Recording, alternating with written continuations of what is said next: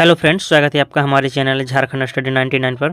Friends, आज की इस वीडियो में कवर करेंगे झारखंड सचिवालय पेपर 2 हिंदी के 100 MCQ टेस्ट। और ये जो फ्रेंड्स सारे सवाल है सिलेबस पर आधारित है, यानी आपका जो एग्जाम का जो पैटर्न रहेगा इसी आधार पर रहेगा।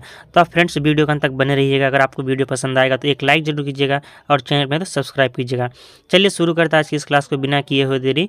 हमारा पहला सवाल है कि युद्ध में स्थिर रहने वाला किस समास विग्रह का पद है? तो यह जो है अलूक तत्पुरुष है। Option number D right answer हो जाएगा। युद्ध में स्थिर रहने वाला किस समास विग्रह का पद है? तो अलूक तत्पुरुष है। आपको याद रखना है अलूक तत्पुरुष। नेक्स्ट सवाल है नील गाय में कौन सा समास है? तो नील गाय पर जो है कर्मधारय समास है। नील गाय पर कौन सा समास है? चार ऑप्शन के अनुसार से यहाँ पर हो जाएगा आपका कर्मधारय समास। नेक्स्ट सवाल की ओर चलते हैं। कागजी घोड़े दौड़ाना मुहावरे का अर्थ क्या होगा? कागजी घोड़े दौड़ाना यह जो मुहावरा है इसका अर्थ क्या होगा? तो व्यर्थ की लिखा पढ़ी करना, इसको कहते हैं कागजी घोड़े दौड़ाना। नेक्स्ट सवाल है पारा उतरना मुहावरे का सही अर्थ क्या है? तो क्रोध कम होना। पारा उतरना मुहावरे का सही अर्थ है क्रोध कम होना। नेक्स्ट सवाल है मानव शब्द के लिए उपयुक्त भाववाचक संज्ञा क्या चयन कीजिए? तो मानव के लिए हो जाएगा आपका मानवता। मानवता जो है यह भाववाचक संज्ञा है। अचूक विशेषण के साथ उपयुक्त संज्ञा क्या है? तो निशाना। अचूक जो है यह किस विशेषण के साथ उपयुक्त संज्ञा रहेगा? तो अचूक निशाना हो जाएगा। नेक्स्ट सवाल है तो तुम आप मुझे तुझको तुम्हारा किस पुरुष से संबंधित है? तो तुम आप तुझे तुझको तुम्हारा किस पुरुष से संबंधित है? तो इसका आंसर हो जाएगा ऑप्शन नंबर सी मध्यम पुरुष। तो तुम आप ये जो है मध्यम पुरुष का उदाहरण है। नेक्स्ट सवाल की ओर चलते हैं। हमारा 8वां सवाल है निम्नलिखित में सर्वनाम क्या है? चार ऑप्शन दिए गए तो सर्वनाम का चयन करना है। तो यह जो है सर्वनाम है। राम की गाय चरती है वाक्य में कौन सा कारक है? राम की गाय चरती है, इस पर जो है कौन सा कारक का प्रयोग किया गया है? तो संबंध कारक का प्रयोग किया गया है। उसने टेढ़ी चाल चली वाक्य में कौन सा कारक है? उसने टेढ़ी चाल चली इस वाक्य में कौन सा कारक है? तो कर्ता कारक है। कर्ता का ने चिन्ह होता है इसलिए उसने हो गया कर्ता कारक। 11वां सवाल है जहाँ न पहुँचे रवि वहाँ पहुँचे कवि में कौन सा उपवाक्य है? तो इस पर क्रिया विशेषण उपवाक्य है। जहाँ न पहुँचे रवि वहाँ पहुँचे कवि, इस पर क्रिया विशेषण उपवाक्य है। लोभी किस विधि से निर्मित विशेषण है? तो प्रत्यय विधि। लोभी जो है यह प्रत्यय विधि से निर्मित विशेषण है। लड़का सोता है ये वाक्य किससे संबंधित है? तो अकर्मक से। लड़का सोता है यह वाक्य अकर्मक से संबंधित है। मैं घर जाता हूँ इस वाक्य में मुख्य क्रिया की पहचान करें। तो इस पर जो मुख्य क्रिया है जाता, जाना क्या हो जाएगा? जाना, खाना, सोना, ये सब क्या है? मुख्य क्रिया है। संस्कृत में किसी शब्द के कुल कितने रूप में विभक्ति और वचनों के आधार पर बनते हैं? तो 24। Option number B right answer हो जाएगा 24। संस्कृत के किसी शब्द के कुल कितने रूप और विभक्ति वचन के आधार पर बनते हैं? तो 24 बनते हैं। आपको याद रखना है 24। हिंदी में अधिकांश शब्द किस भाषा से आए हैं? तो संस्कृत भाषा से। हिंदी के अधिकांश शब्द जो है संस्कृत भाषा से आए हैं। सन 1955 में गठित प्रथम राजभाषा आयोग में सदस्यों की कुल संख्या कितनी थी? तो 21 थी। प्रथम जो राजभाषा आयोग का गठन किया गया है 1955 ईस्वी में। कब गठन किया गया? 1955 में। इस पर जो कितने सदस्यों की कुल संख्या कितनी थी? तो 21 सदस्यों की संख्या थी। संविधान के किस अनुच्छेद के अनुसार संघ की राजभाषा हिंदी और लिपि देवनागरी है? तो अनुच्छेद 343। अनुच्छेद संविधान के अनुच्छेद 343 के अनुसार जो है संघ की राजभाषा हिंदी होगी और लिपि देवनागरी होगी। निम्नलिखित में हस्ती किस शब्द का तत्सम रूप है? तो हाथी। हाथी का तत्सम क्या हो जाएगा? तो हस्ती। हाथी का तत्सम हस्ती है। आग का तत्सम क्या है? तो आग का तत्सम है अग्नि। आग का तत्सम रूप क्या हो जाएगा? तो अग्नि हो जाएगा। किसी शब्द में पहले विद्यमान ध्वनि का उसके परिवर्तित रूप में न पाया जाना क्या कहलाता है?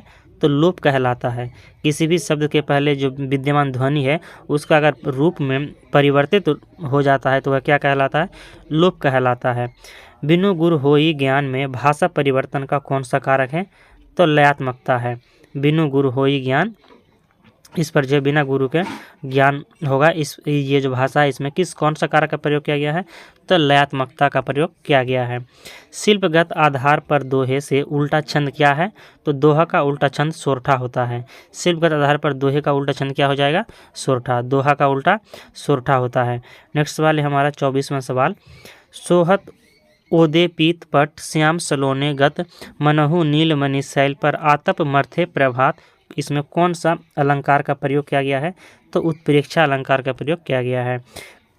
कविता कवि व्यक्तित्व की अभिव्यक्ति नहीं, कविता कवि व्यक्तित्व की अभिव्यक्ति नहीं, व्यक्ति से पलायन है। यह कथन किसका है? तो टी.एस. एलियट का है। यह जो कथन है किसका है कि कविता कवि व्यक्तित्व की अभिव्यक्ति नहीं, व्यक्ति से पलायन है। यह टी.एस. एलियट का कथन है। आदिम आवेगों की सत्ता को किसने स्वीकार किया है? तो रिचर्ड्स ने। आदिम आवेगों की सत्ता को किसने स्वीकार किया है? तो आई.ए. रिचर्ड्स ने। पत्र के संबंध में निम्नलिखित में से किसको अभिवादन कहते हैं? पत्र के संबंध में निम्नलिखित में से किसको अभिवादन कहते हैं? तो सुभाषिस। सुभाषिस पर जो वर्ड है इसे अभिवादन पे सुभाषिस कहते हैं। राजपत्र में प्रकाशित होने वाला पत्र इनमें से कौन सा है? राजपत्र में प्रकाशित होने वाला जो शब्द क्या है? तो अधिसूचना। राजपत्र पर कौन सा पत्र होता है? तो अधिसूचना होता है। आसन मारे डिम्ब धरई बैठे में सडिम्ब धरनास क्या है? यह जो है क्या है? तो आडंबर करना। इसका अर्थ होता है कि आसन मारे डिम्ब धरई बैठे, आसन मारे डिम्ब धरी बैठे में जो है सडिम्ब धरनास क्या है? तो यह आडंबर करना। इसका अर्थ हो जाएगा आडंबर करना। कौन गुड़ में लिपटकर अपना प्राण त्याग देता है? कौन गुड़ में लिपटकर अपना प्राण त्याग देता है? तो option number A right answer हो जाएगा चींटी। चींटी जो है यह गुड़ में लिपटकर अपना प्राण त्याग देते हैं। कविता के अनुसार से है या हमारे पाठ के सिलेबस के आधार पर। 31वां सवाल है, सूरदास के अनुसार सच्चा राजधर्म क्या है? तो सूरदास के अनुसार जो सच्चा राजधर्म है प्रजा का हित करना। सूरदास के अनुसार सच्चा राजधर्म क्या है? प्रजा का हित करना है। रामचरित किसकी कृति है? तो रामचरितमानस जो है तुलसीदास की कृति है। रामचरितमानस क्या है? तुलसीदास की कृति है। बिहारी की रचना का नाम क्या है? तो बिहारी सतसई। बिहारी की जो रचना है, बिहारी की रचना का नाम है बिहारी सतसई है। नेक्स्ट सवाल है, देखी दोपहरी में कौन सा अलंकार है? देखी दोपहरी में कौन सा अलंकार है? तो अनुप्रास अलंकार है। देखी दोपहरी में अनुप्रास अलंकार है। निम्नलिखित में से कौन सी रचना रसखान की नहीं है? यहाँ पर 4 ऑप्शन देंगे, सुजान रसखान, रसखान सातक, प्रेम पचीसी या प्रेम वाटिका। तो इसका आंसर हो जाएगा फ्रेंड्स ऑप्शन नंबर सी, प्रेम पचीसी की लेखक जो है रसखान नहीं है, जबकि सुजान रसखान, रसखान शतक और प्रेम वाटिका के लेखक रसखान है। विद्यापति के बाल सखा कौन थे? तो राजा शिव सिंह। विद्यापति के जो बाल सखा थे वह राजा शिव सिंह थे। कबीर को वाणी का डिक्टेटर किसने कहा है? तो आचार्य हजारी प्रसाद द्विवेदी ने।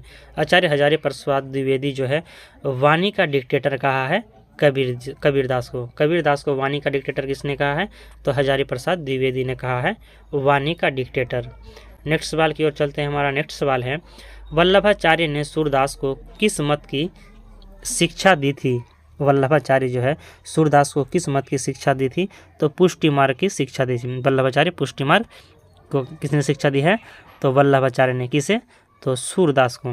रामचरितमानस में कुल कितने कांड हैं? तो 7 कांड है। रामचरितमानस में कुल कितने कांड हैं? तो 7 कांड है। भूषण की मौलिकता क्या है? तो रीति काल के श्रृंगारिक कवि के रूप में। भूषण की जो मौलिकता है रीति काल के श्रृंगारिक कवि के रूप में है। अपभ्रंश प्रभावित हिंदी रचना कौन सी है? तो भरतेश्वर बाहुबलीरास। भरतेश्वर बाहुबलीरास यह जो है अपभ्रंश प्रभावित हिंदी रचना है। नेक्स्ट सवाल है, लोग किसके नाम पर दिखावा करते हैं? तो 4 ऑप्शन दिए गए, तो इसका आंसर हो जाएगा ऑप्शन नंबर सी, धर्म के नाम पर। लोग जो है धर्म के नाम पर दिखावा करते हैं। आधुनिक हिंदी साहित्य के जनक कौन है? तो भारतेंदु हरिश्चंद्र। आधुनिक हिंदी साहित्य के जनक हैं भारतेंदु हरिश्चंद्र। भारतेंदु युग का प्रधान या सर्वाधिक प्राचीन काव्य रूप क्या है? तो मुक्तक काव्य है। भारतेंदु युग का जो प्रधान या सर्वाधिक प्रचलित काव्य रूप है तो मुक्तक काव्य है भारतेंदु युग का। नेक्स्ट सवाल है, मैथिली शरण गुप्त कितने खंड काव्यों की रचना की है? तो 19 काव्य खंडों को। मैथिली शरण गुप्त जो है यह 19 काव्य खंडों की रचना की है। कितने? तो 19 काव्य खंडों की रचना की है मैथिली शरण गुप्त ने। गुप्त जी को किस सम्मान से अलंकृत किया गया है? तो मैथिली शरण गुप्त को जो है राष्ट्र कवि के उपनाम से या राष्ट्र कवि के सम्मान से जो है अलंकृत किया गया है। आपको याद रखना है राष्ट्र कवि के नाम से किसे जाना जाता है? तो मैथिली शरण गुप्त को जाना जाता है। निराला जी समाज में प्रचलित ढोंग का बड़ा चुभता दृश्य कहाँ देखा है? तो गोमती नदी के किनारे। गोमती के किनारे जो है सूर्यकांत त्रिपाठी निराला जी जो है समाज में प्रचलित ढोंग का बड़ा चुभता दृश्य देखा है। संध्या सुंदरी कविता किनकी है? तो सूर्यकांत त्रिपाठी निराला की है। संध्या सुंदरी कविता किनकी है? तो सूर्यकांत त्रिपाठी निराला की है। पंत द्वारा रचित महाकाव्य क्या है? सुमित्रानंद पंत द्वारा रचित महाकाव्य क्या है? तो लोकायतन है। सुमित्रानंद पंत द्वारा रचित महाकाव्य क्या है? तो लोकायतन है। नेक्स्ट वाले हमारा 50वां प्रश्न, पंत जी को कविता करने की प्रेरणा कहाँ से मिली है? तो प्रकृति से। पंत जी को कविता करने की प्रेरणा कहाँ से मिली है? तो प्रकृति से मिली है। तो फ्रेंड्स हमारा यहाँ पर 50 सवाल यानी 50 सवाल आधा कंप्लीट हो चुका है। तो फ्रेंड्स अगर आपको हमारा वीडियो पसंद आ रहा है तो एक लाइक जरूर कीजिएगा और चैनल में तो सब्सक्राइब कीजिएगा। नेक्स्ट सवाल है, महादेवी वर्मा जी के प्रथम काव्य संग्रह का नाम क्या है? तो निहार है। महादेवी वर्मा जी का प्रथम काव्य संग्रह का नाम क्या है? तो निहार है। नेक्स्ट सवाल है, अपनी वेदना को मधुमेह पीड़ा किसने कहा है? अपनी वेदना को मधुमेह पीड़ा किसने कहा है? तो महादेवी वर्मा ने किया। Option number B right answer हो जाएगा। अपनी वेदना को जो है मधुमेह पीड़ा कहा है महादेवी वर्मा ने। मधुमेह पीड़ा महादेवी वर्मा ने कहा है। नेक्स्ट सवाल है, दार्शनिक दृष्टि से प्रसाद थे। दार्शनिक दृष्टि से प्रसाद यानी जयशंकर प्रसाद थे तो शैव थे। वह दार्शनिक दृष्टि से शैव धर्म को मानने वाले थे। पांडे बेचन शर्मा उग्र की व्यंग्य कविताओं में क्या मिलती है? तो उल्लास मिलती है। पांडे बेचन शर्मा उग्र की व्यंग्य कविताओं में उल्लास मिलती है। नेक्स्ट सवाल है, दिनकर की मनुज का श्रेय कविता किस रचना से उद्धृत है? तो कुरुक्षेत्र से उद्धृत है। दिनकर की मनुज का श्रेय जो कविता है यह कुरुक्षेत्र से उद्धृत है। यानी आपको ये भी याद रखना है कि कुरुक्षेत्र के लेखक कौन है? तो रामधारी सिंह दिनकर है। हुंकार के भी और रश्मिरथी के भी, हिमालय के भी ये जो कविता है इनके लेखक रामधारी सिंह दिनकर हैं।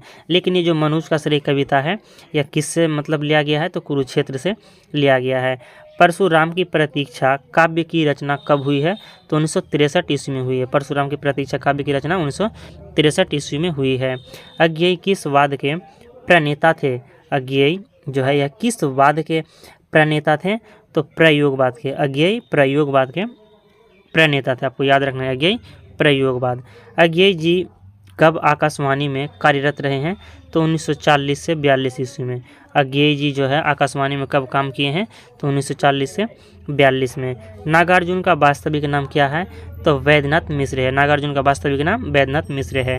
कौन प्रगतिवादी कवि बाबा नाम से प्रसिद्ध थे? तो बाबा के नाम से जो है नागार्जुन प्रसिद्ध थे। Option number A right answer हो जाएगा।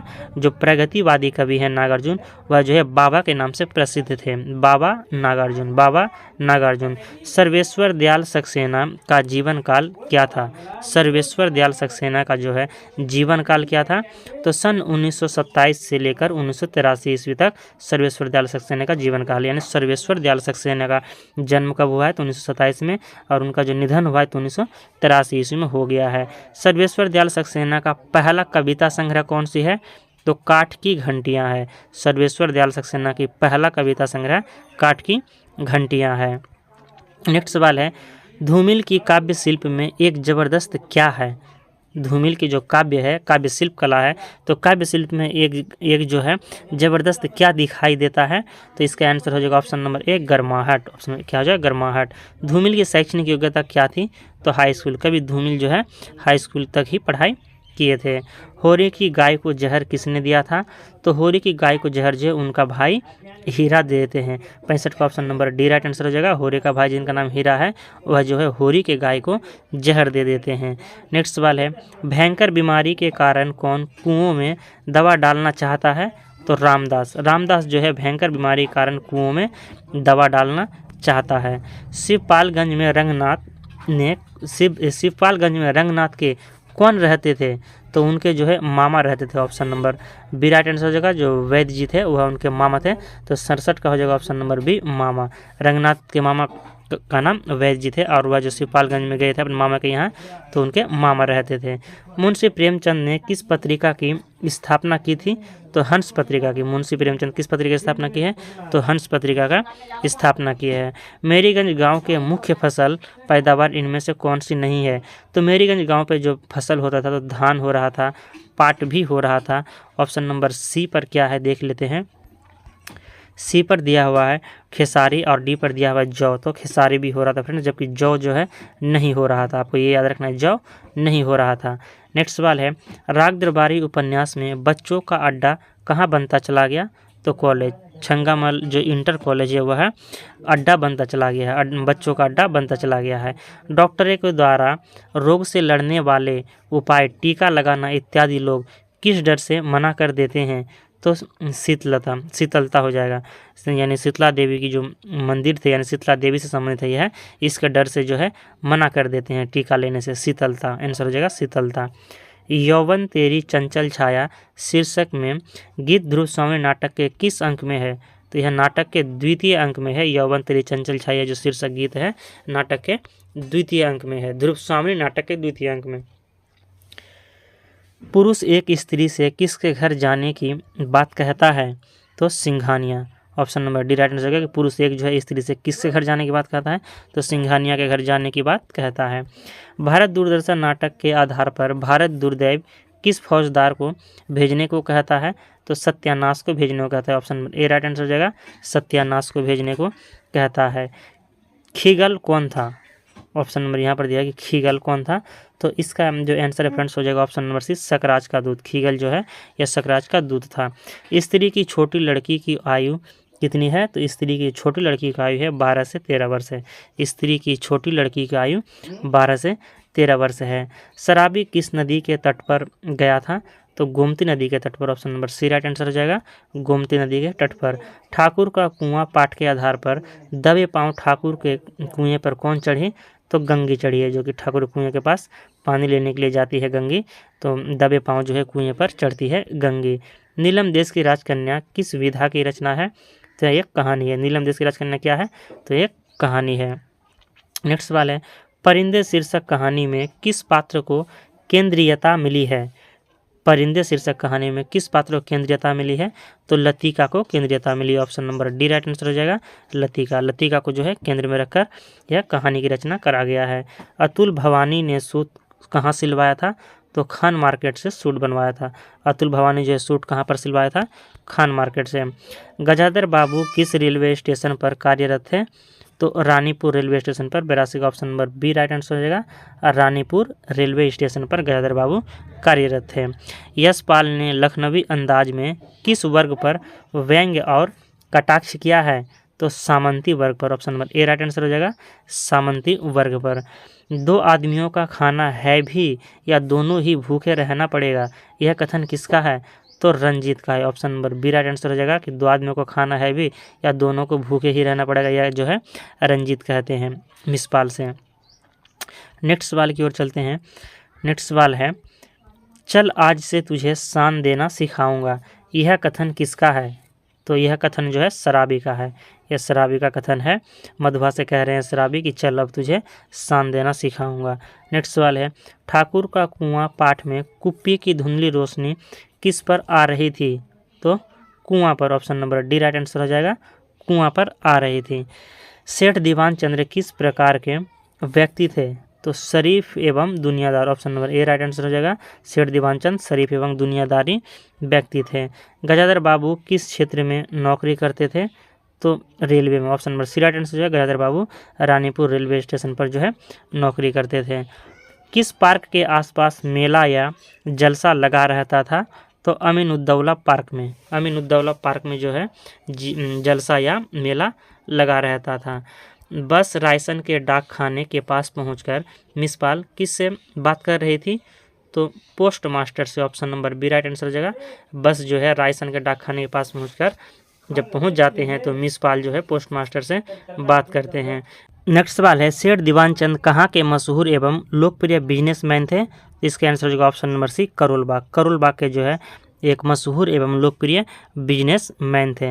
नेक्स्ट सवाल की ओर चलते हैं। हमारा नेक्स्ट सवाल है, गजाधर बाबू नौकरी करने के कारण प्रायः कहाँ रहते थे? तो छोटे स्टेशनों पर। गजाधर बाबू नौकरी करने के कारण प्रायः छोटे स्टेशनों पर रहते थे। नेक्स्ट सवाल है, पुरानी हिंदी नामकरण किसने किया है? तो चंद्रधर शर्मा गुलेरी ने किया है। पुरानी हिंदी का नामकरण किसने किया? चंद्रधर शर्मा गुलेरी ने किया है। अपनी पहेलियों और मुकरियों के लिए कौन जाने जाते हैं? अपनी मुकरियों और पहेलियों के कारण कौन जाने जाते हैं? तो अमीर खुसरो जाने जाते हैं। नेक्स्ट सवाल है, प्राकृत पैंगलम के रचयिता कौन है? प्राकृत पैंगलम के रचयिता है Vanshidhar. Option B right answer हो जाएगा। प्राकृत पैंगलम के रचनाकार हैं वंशीधर हैं। नेक्स्ट सवाल की ओर चलते हैं। हमारा 96वां सवाल है, कबीर के परलोक होने पर उनकी गद्दी किन्हें मिली है? तो धर्मदास को। कबीर का जब निधन हो जाता है उसके बाद जो उनकी गद्दी किन्हीं से मिलती है? तो धर्मदास को मिलते हैं। नेक्स्ट सवाल है, नागफनी का देश किस काल की रचना है? तो आधुनिक काल का। नागफनी का देश जो है या नागमणि का देश यह किस काल की रचना है? तो आधुनिक काल की रचना है। कहानी संग्रह दूसरा ताजमहल की लेखिका कौन है? नासिरा शर्मा है। दूसरा ताजमहल की लेखिका नासिरा शर्मा है। भोला राम का जीव किस विधा की रचना है? तो निबंध है। भोला राम का जीव क्या है? तो यह एक निबंध है। मध्यकालीन बौद्ध का स्वरूप के लेखक कौन है? तो हजारी प्रसाद द्विवेदी है। मध्यकालीन बौद्ध का स्वरूप के लेखक कौन है? हजारी प्रसाद द्विवेदी हैं। तो फ्रेंड्स हमारा यहाँ पर 100 MCQ टेस्ट कंप्लीट होता है। 100 सवाल में से आपके कितने सवाल सही हुए हैं आप कमेंट करके जरूर बताइए। अगर आपको आज का वीडियो पसंद आया फ्रेंड्स तो एक लाइक जरूर कीजिएगा और चैनल पर नए हैं तो सब्सक्राइब कीजिएगा। मिलते हैं नेक्स्ट वीडियो को लेकर बहुत जल्द। जय हिंद।